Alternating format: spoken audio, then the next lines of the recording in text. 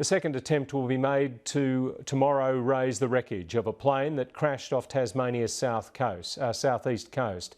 Police have taken extra steps to avoid a repeat of last week's failed mission that saw the rope snap just metres from the surface. The $600,000 underwater remote-controlled vehicle police hope will retrieve the plane was loaded onto the police boat Van Diemen this afternoon.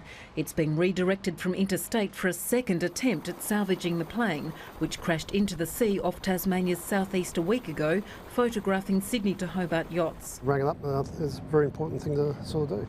Last Thursday, the robot successfully attached a line to the sunken plane, but a sharp piece of wreckage sliced through it just 15 metres from the surface. Sonar imaging shows the bodies of 29-year-old pilot Sam Langford and 61-year-old photographer Tim Jones are still strapped in the plane. It's 90 metres below the surface, about 5 nautical miles offshore from Port Arthur. Further sonar imaging after last week's failed bid shows it lies about 30 metres from its original position, still upside down on the sandy seabed. It's the most powerful ROV in the world, power to weight ratio. They're made in the UK. We have a few of them, and yep, we can. If you put something at the bottom of the ocean floor, we can track it. Police have spent the morning with the owners of the plane familiarising themselves with its design. The retrieval operation will begin at first light. If all goes well, the plane will be lifted onto a barge to be brought ashore. Edith, Bevin, ABC News.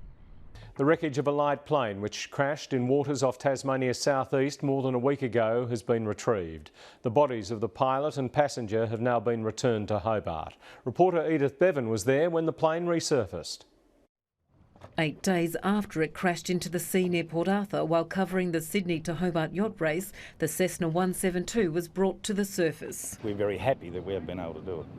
The bodies of 29-year-old pilot Sam Langford and 61-year-old photographer Tim Jones were still strapped in the cockpit.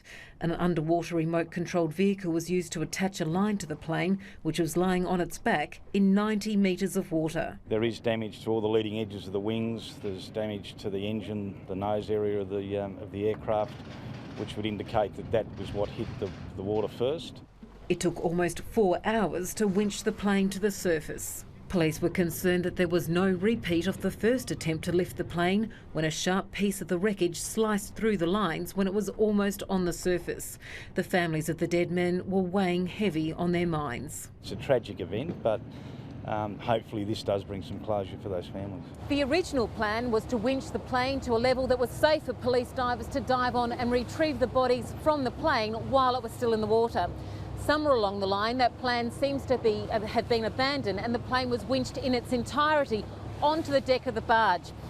You can see from the tarps that are being wrapped around the plane that it would seem that the bodies are still inside and they're also on the way to Hobart with the plane. The second stage of this whole rescue operation has now begun, and that is the families have been informed and they now have to formally identify those bodies. Forensic officers and investigators for the Australian Transport Safety Bureau will examine the plane to try and find out why it crashed. Edith Bevin, ABC News.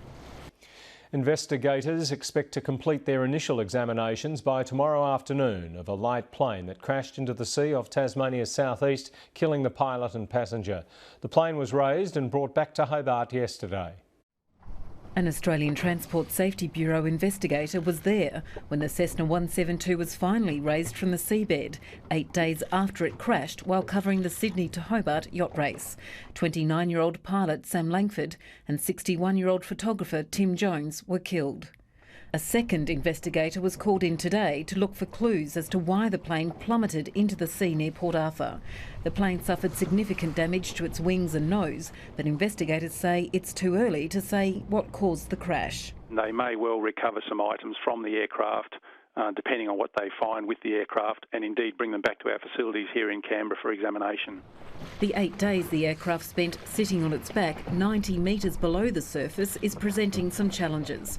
On New Year's Day, the wreck was brought to within 15 metres of the surface, only to plunge back to the seabed. Investigators don't believe the failed attempt will muddy their findings. The remote vehicle that they sent down initially took some very clear photographic evidence as well. So we will have that as a sort of an indicator of what it was like before even the first attempt was made to raise the aircraft. A detailed report on their findings should be completed within a year. An initial report is expected later this month. A separate report will be prepared by police for the coroner.